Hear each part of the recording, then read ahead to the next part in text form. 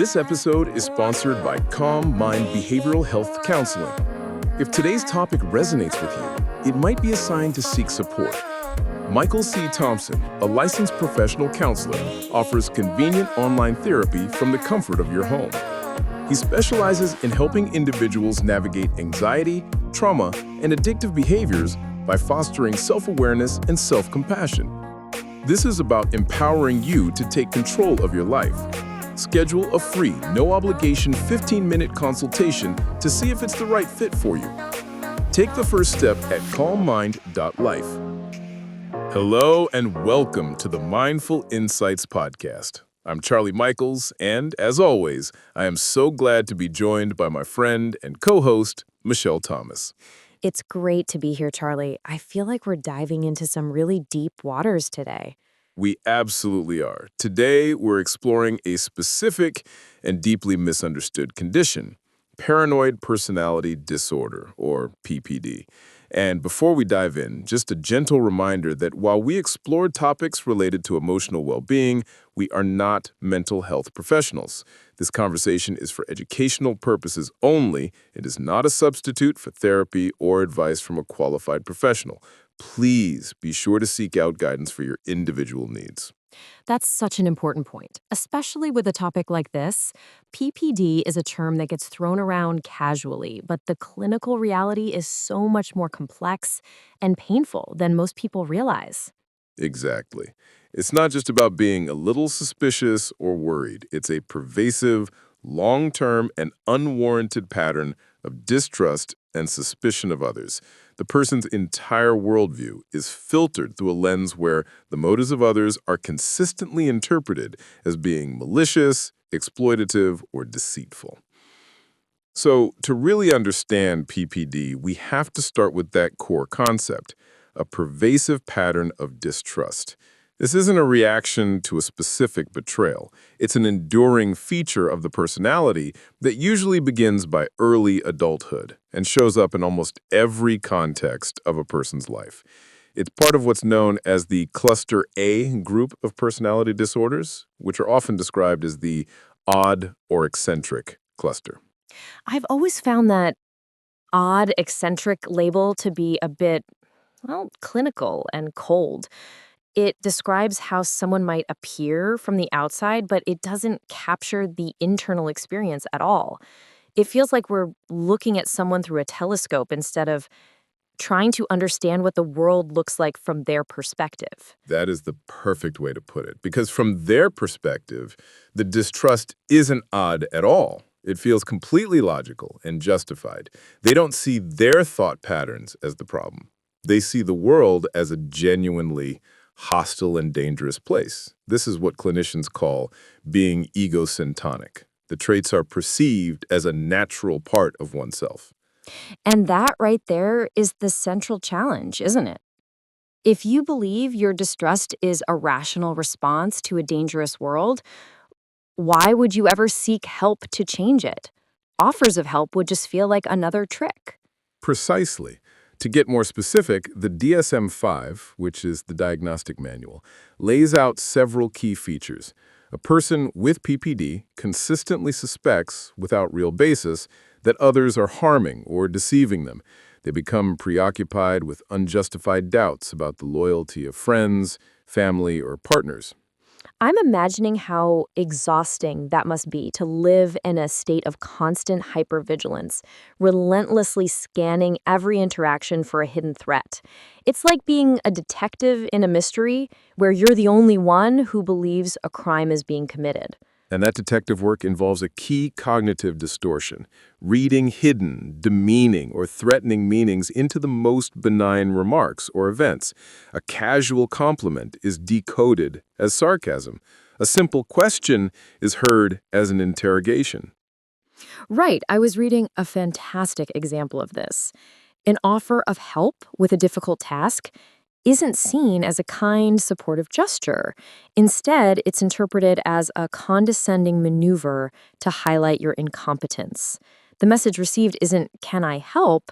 but "You are incapable of doing this on your own." The natural response then is hostility. Exactly, which is another core feature. A person with PPD is often quick to perceive attacks on their character that aren't apparent to others, and they react swiftly with anger or a counterattack. This is tied to another trait, persistently bearing grudges. They are characteristically unforgiving of any perceived slight, injury, or insult. It sounds like each grudge becomes a piece of evidence. It's not just a past hurt, it's a cognitive anchor used to justify current suspicion and to prove that the world is, in fact, as untrustworthy as they believe it to be. To forgive would be to threaten the entire foundation of their reality. That's a brilliant insight. It creates this closed logical circuit that is highly resistant to any contradictory information. The cognitive style is one of hypervigilance, where the person perpetually scans their environment for clues that validate their fears. This is coupled with an attentional bias, causing them to notice and remember threat-related information while ignoring or discounting anything positive or neutral.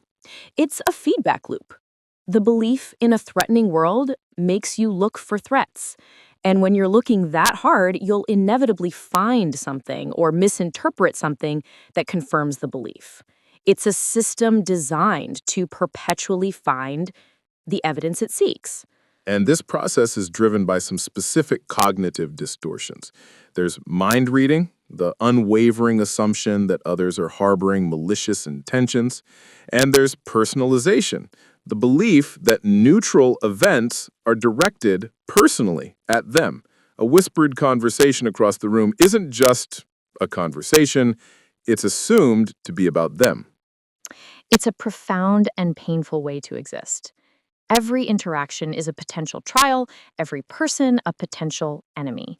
And perhaps the most critical part to distinguish is that while this experience is deeply distressing, it's not typically delusional in the way we see in schizophrenia. The beliefs are fixed, but reality testing is largely intact. It's a paranoid cognitive style, not a break from reality. That's a crucial distinction for diagnosis and treatment. We're talking about a deeply ingrained way of interpreting the world, not the presence of hallucinations or bizarre delusions. It is a world constructed moment by moment, where feeling challenged is not an occasional event, but a constant, pervasive state of being. And I imagine this construction project has very deep roots. It doesn't just appear out of nowhere. It absolutely does not. And that's a perfect place to pause. When we come back, we'll explore the origins of this painful worldview, the why behind the paranoia. Are you a man feeling exhausted and trapped in an emotionally unstable relationship? Do you constantly question your own reality? The workbook, Reclaiming Your Reality, a man's guide to healing from the exhaustion, emasculation, and entrapment of an emotionally unstable relationship, is for you. It provides the tools to understand the chaos, set powerful boundaries, and start rebuilding your life based on your own values. Stop walking on eggshells and start reclaiming your reality. Find the workbook on Amazon or learn more at calmmind.life. Welcome back to the Mindful Insights podcast. Before the break, Charlie, we were talking about the cognitive architecture of paranoid personality disorder, how this pervasive sense of threat is constructed. Now, let's get into the why. Where does this profound mistrust come from? It's a fascinating and complex question, and the prevailing scientific consensus points to a biopsychosocial model. It's that classic and very real interplay of nature and nurture. There does appear to be a genetic component. PPD is modestly heritable and tends to be more common in families with a history of psychotic disorders. So there might be an initial biological vulnerability? Exactly. And interestingly, while early theories linked PPD to schizophrenia, more recent evidence suggests a stronger genetic relationship with delusional disorder, particularly the persecutory type. But genetics are only part of the story. The environmental piece, especially early life experience, seems to play a massive role. I was struck by the research on this. The link between PPD and a history of childhood trauma, including abuse and neglect, is incredibly strong. One study found that about 78% of individuals with PPD reported such experiences. That's a staggering number. It is, and it's not just severe physical abuse. Research has specifically implicated childhood emotional neglect and even verbal abuse, which was found to be associated with a threefold increase in the likelihood of developing PPD in adulthood. When your early environment is genuinely dangerous, unpredictable, or emotionally invalidating, a paranoid worldview can be a learned protective response. So it's a survival strategy. Hypervigilance and mistrust aren't disordered behaviors in a truly threatening environment. They are adaptive. The disorder emerges when that survival strategy becomes pathologically inflexible and is applied everywhere in all contexts, even when the original threat is gone. That's the tragic heart of it. A strategy that once kept a person safe becomes a cage. And this brings us to the how this internal state devastates a person's external world through what is often called a self-fulfilling prophecy. Explain that cycle for us. An individual with PPD enters an interaction assuming the other person has malicious intent. They behave accordingly with suspicion, hostility, or defensiveness. That behavior, naturally, elicits a negative reaction from the other person, like frustration or withdrawal. The person with PPD then points to that negative reaction and says, "See, I knew you were against me all along." They don't see their own role in creating the reaction. Their own behavior effectively manipulates the social environment until it confirms their hostile expectations. Their internal reality is projected outward, and their actions coerce others into reflecting that reality back to them. It's a tragic, self-validating loop. And this loop systematically erodes every aspect of their life. In relationships, it's poison. The reluctance to confide creates an impenetrable barrier to intimacy. In romantic partnerships, it often manifests as recurrent, baseless suspicions about a partner's fidelity, leading to constant questioning and controlling behaviors. That sounds absolutely exhausting for a partner who must feel like they are constantly on trial, walking on eggshells to avoid triggering suspicion. And eventually, that constant pressure pushes people away, which leads to the profound social isolation that is so common with PPD. And that isolation is then interpreted as further proof that people were bound to leave anyway. The same dynamic plays out in the workplace. Collaboration becomes nearly impossible because of the inability to trust colleagues. Constructive feedback from a supervisor is perceived as a personal attack. This can lead to a history of job losses and disciplinary actions. I read about how this pattern can even escalate to excessive litigation. The combination of bearing grudges, feeling wronged, and a tenacious sense of self-righteousness creates the perfect conditions for a lawsuit, which becomes the ultimate formalized counterattack. That's right. It's the same pattern, just transposed into a different arena. And what's so tragic is that the intense need for control and self-sufficiency, which is a defense against feared betrayal, actually leads to greater instability. The very behaviors used to create a safe, predictable world are what ultimately destabilize it, leading to the job loss, divorce, and isolation they fear most. It's a paradox built on pain. The pursuit of safety through rigid control leads directly to the chaos they were trying to avoid. And navigating that paradox is the central challenge of any attempt to help. We'll get into what that looks like right after the break. Looking for a story that's as gripping as it is insightful? The novel Anger's Bitch by Michael C. Thompson is a character-driven drama that pulls you in from the first page and doesn't let go. It's a powerful story about the weight of the past and the courage it takes to earn a second chance. With unforgettable characters and a plot that keeps you guessing, this is more than just a book. It's an experience. If you love a story with soul, heart, and suspense, Anger's Bitch is your next must-read, available now on Amazon. Welcome back to the Mindful Insights podcast. We've discussed the what and the why of paranoid personality disorder, this painful, self-reinforcing cycle of mistrust. Now let's turn to the broader context of healing and hope. And Michelle, the first thing we have to acknowledge is that treatment for PPD is incredibly challenging. It has to be. The very foundation of therapy is trust in another person, a therapist, and that is the very thing a person with PPD is unable to give. It creates what one report called a clinical catch-22. The very act of offering help can trigger the core pathology of the disorder. An attempt to build rapport can be seen as manipulation. A question can feel like an interrogation. Precisely. The success of any treatment hinges on the clinician's ability to slowly, patiently, and deliberately build a working therapeutic alliance. This requires impeccable reliability and transparency. A direct, confrontational approach that challenges the paranoid beliefs is almost certain to be counterproductive. Why is that? You would think challenging a distorted belief would be the whole point. Because the person doesn't experience it as a helpful reality check. They experience it as a profound invalidation. It feels like another attack, confirming their belief that the therapist is just one more adversary trying to deceive them.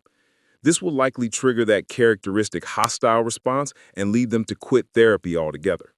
So, how does a therapist navigate this? How do you help without invalidating their entire reality? A key technique is to validate the feeling without co-signing the distorted fact. The therapist might say something like, I can absolutely understand why you would feel angry if you believed your boss was trying to undermine you. This acknowledges the emotion. It communicates that their feelings are being heard, but it doesn't confirm the paranoid interpretation. That's a very delicate balance. Once some of that trust is built, what does the therapy itself look like? Psychotherapy is the primary treatment. Cognitive behavioral therapy, or CBT, is widely considered one of the most effective approaches. It's a collaborative process that helps the patient learn to identify their automatic, paranoid thoughts. The therapist then works with them to gently examine the evidence for and against those beliefs and to practice generating alternative, less threatening interpretations of social events. So it's about fostering cognitive flexibility. And I imagine medication might play a role here as well. It can, but it's an adjunctive role. It's critical to know there are no medications specifically approved by the FDA to treat PPD itself. However, medications can be used to manage specific debilitating symptoms. Low-dose atypical antipsychotics can sometimes help to reduce the intensity of severe paranoia or agitation, and antidepressants are often used to treat the very common co-occurring depression and anxiety. The goal is to lower the emotional temperature enough for the person to be able to engage in the real work of psychotherapy. To zoom out a bit, it also seems crucial to distinguish PPD from the other cluster A disorders. We talked about how that odd eccentric label can blur things. Absolutely. The motivation for the social isolation is the key differentiator. In paranoid personality disorder, the withdrawal is driven by fear and mistrust.